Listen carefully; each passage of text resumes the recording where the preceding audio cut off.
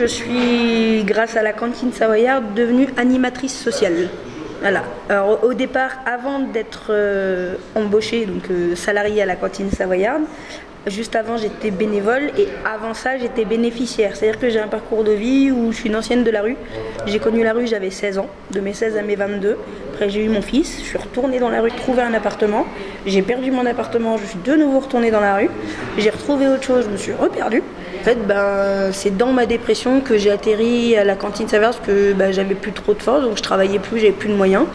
Donc du coup j'allais manger à la cantine et à la cantine savoyarde j'ai fait la rencontre des bénévoles et ça m'a permis de tenir parce que c'est des gens qui ont un grand cœur et qui sont adorables. Donc du coup voilà, Thomas a vu que grâce à ça ça me faisait évoluer. Donc je me suis proposé de revenir après ma sortie parce qu'on m'a aidé à me reloger. Et du coup, de ce fait-là, j'ai pu rebondir. Je suis devenue bénévole à la cantine.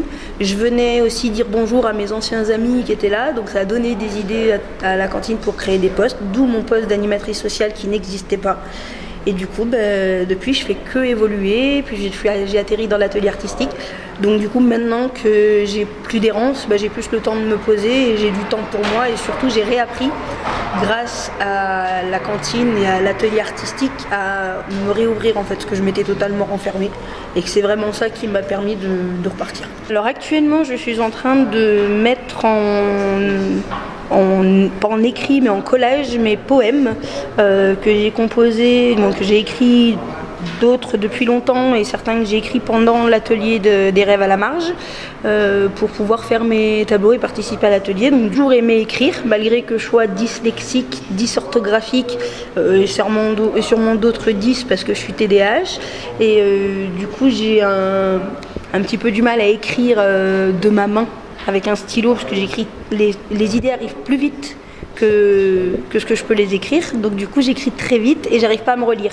Donc j'écris souvent sur mon téléphone et ça arrive très très vite. J'ai des idées, des poèmes qui arrivent en l'espace de 10 minutes.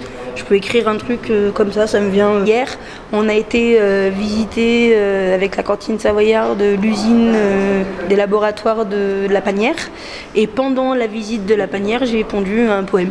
En fait, vu que je suis aussi un peu chanteuse, des fois j'ai l'impression que les lettres que je vois, en fait, c'est comme les partitions de musique et ça circule dans ma tête et ça avance comme une partition et j'arrive à créer mes poèmes comme ça en avançant. Je prends les mots, je les assemble en faisant des rimes. J'aime quand c'est rythmé, quand c'est rimé, quand ça chante.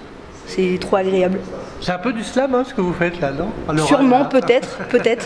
Bon, en tout cas, elle écrit. Alors dites-nous ce que vous faites là. Comment vous découpez, c'est ça? En fait, je fais un peu de recyclage aussi, donc je récupère les vieux journaux, les vieux catalogues, je les découpe pour faire un petit puzzle et rassembler, refaire mes mots, refaire mes poèmes à l'écrit.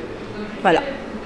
Et vous signez vos poèmes Mini-Pouce, hein? Oui, voilà, je signe Mini-Pouce parce que du coup, depuis toute petite, en fait, on m'a toujours autour de moi surnommé Mini-Pouce parce que je suis petite de taille, grande de cœur, des petits pieds, une grande gueule.